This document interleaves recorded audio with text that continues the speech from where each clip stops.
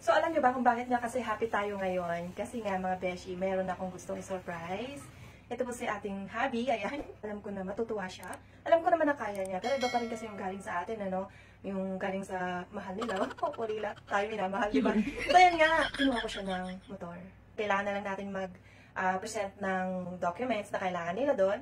So, niready ko na yun kahapon. Para naman kahit pa paano ay maitago natin. Kasi tayo naman minsan madaldal, ano? Hindi makapagtiis. So, ayan nga, niready ko na before siya dumating. So, tara ngayon mga beshi. Wala talaga siyang idea nung dumating kami. Kaya naman, nagulat siya nung marinig yung name ko. Parang may appointment na. This is it mga beshi. Kailangan na natin mag-submit ng mga documents na kailangan nila. Siyempre, may perma-perma dyan. At habang tayo naman ay busy, si Habi pala ayan, nagtitake ng video.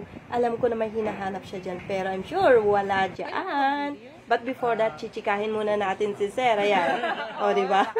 Yung tawa ko dyan pangasal. At eto nga, habang tayo ay busy, gosh, mas excited pang mga bossing. Hinila agad-agad si Mr. sa service area. So, ayan, ipinakita na agad.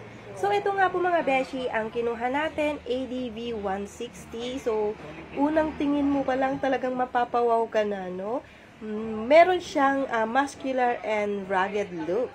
So, actually, currently offered dito sa Pilipinas, available in 3 colors. So, meron siyang matte solar red metallic, matte gunpowder black metallic, at ito nga ang kinuha ko na matte pearl crater white. Ayan, so, pangalan pa lang, no, ng kulay. Social na. So, black, red, and white lang naman yan.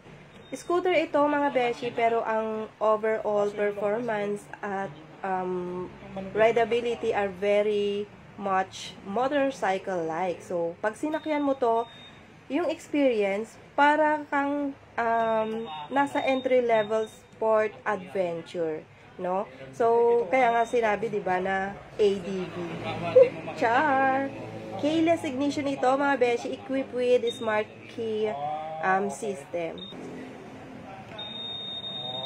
Tapos pag i-disable siya, may alarm din pala siya pag pinalaw. Ang isa sa exciting features ng motor na ito ay itong HSTC, advanced feature para tulungang i-balance yung work ng wheel rotation para ma-prevent pag mag-slip yung rear tires, lalo na sa basa at madulas na daan. For safety, di ba, kailangan yon. At itong ABS or anti-lock braking system with wavy disc brake. Ayan, para naman ma-prevent yung pag-lock ng gulong in case ng biglaang pag-brake or sudden braking. So, more feature na lang, itry po natin if ever na magawan po natin ng separate na review video, no, itong ADV. But for now, iuuwi muna natin itong motor. So, ganito naman siya kapag i-alarm. Tapos, yung off naman. Okay. Tapos, pagpaanda rin mo. Pagpaanda rin dapat green. Okay.